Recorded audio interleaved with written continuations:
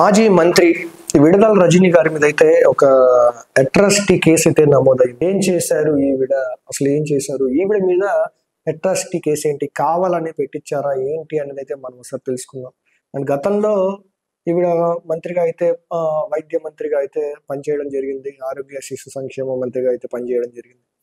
దాంట్లో ఈ గుడ్లు, ఈ పాలు, ఈ డబ్బులు కూడా అయితే అక్కడ ఉన్నటువంటి దళారులు వీటిలో కూడా అయితే కొట్టేశారు ఆ టైంలో. అండ్ అదిగాక గుంటూరు చుట్టుపక్కల నల్లపాడు ఏరియాలో చాలా వరకు ఈ ల్యాండ్ కబ్జాలు అయితే చేశారు ఈవిడ.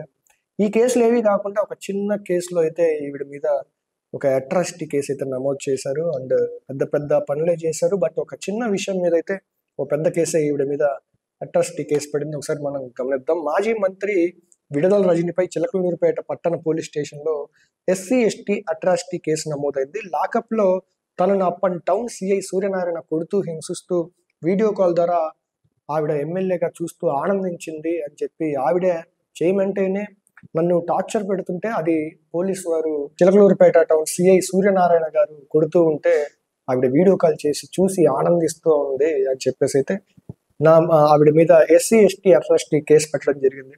అండ్ ఇది వైఎస్ఆర్సీపీ నాయకులందరికీ ఇది అలవాటు అయిపోయింది. అండ్ రఘురామకృష్ణ గారిని కూడా కొడుతున్నప్పుడు ఒక వీడియో రికార్డ్ చేసి దాన్ని చూసి ఆనందించడం కానివ్వండి, ఇలా ఎవరైతే వాళ్ళకి నచ్చలేదో, ఎవరైతే వారిని ప్రశ్నించారో వారి మీద పోలీసు వారిని ఉపయోగించి వాళ్ళ మీద కేసులు పెట్టించి అన్యాయంగా వాళ్ళని కొడుతూ ఈ వీడియో కాల్ అవి చూసి వాళ్ళు బాధపడుతుంటే వీళ్ళైతే చూసి ఆనందించే బాప్తికి చెందిన వాళ్ళు అనుకుంటా వీళ్ళంతా.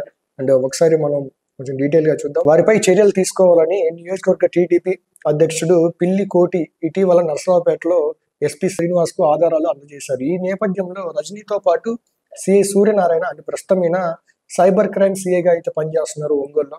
ఆమె పిఏలు రామకృష్ణ, ఫణికుమార్ల పైన SC/ST కేసు అయితే పెట్టడం జరిగినట్టు తెలుస్తా ఉంది. పిల్లి కోటి సామాజిక మాధ్యమాల్లో పోస్ట్ పెట్టాడు. కేవలం ఈవిడ తప్పుగా చేస్తుంది అని చెప్పి ఒక పోస్ట్ పెట్టిన కారణంతో 2019 ఆగస్టులోనే అప్పటి సిఐ సూర్యనారాయణ అరెస్ట్ చేశారు.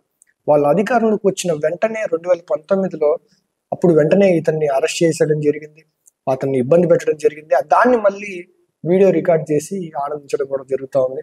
దీని మీద అయితే ఇప్పుడు అధికారం మారింది కాబట్టి వైకాపా అధికారంలో ఉన్న 5 ఏళ్ళు బాధితుడికి ఫిర్యాదులు పోలీస్ స్టేషన్లో అయితే పట్టించుకోలేదు.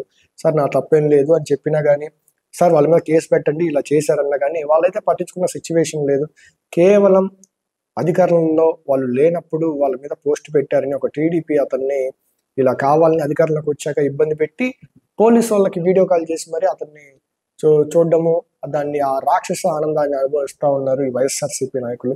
అండ్ డెఫినెట్ గా ఇటువంటి చిన్న చిన్న కేసులే మీ మెడకైతే చుట్టుకొని మీరైతే ఈ జైలు గోడలు చూడాల్సిన అవసరం అయితే ఉంది. ఆల్రెడీ కొంతమంది అయితే ఈ చిన్న చిన్న విషయాల్లో ఇరుక్కొని పోయి జైల్లో కూడా ఉన్నారు, ఇప్పటికీ బయటికి రావట్లేదు. కొంతమంది ఉన్న పలుకుబడితో బెయిల్ అయితే తెచ్చుకొని బయటకు వస్తారు. అండ్ తొందరగా ఇదే కోవలో అయితే ఒక SC/ST అట్రాసిటీ కేసులో అయితే ఇరుక్కున్నారు విడుదల రజనీ గారు. అండ్ అదేవిధంగా చిలకలూరిపేట మాజీ ఎమ్మెల్యే వారు. చూడాలి ఈ కేసు ఎంత దూరం దారితీస్తుంది అనేది అయితే మనమైతే వేచి చూడాల్సిన అవసరం అయితే ఉంది.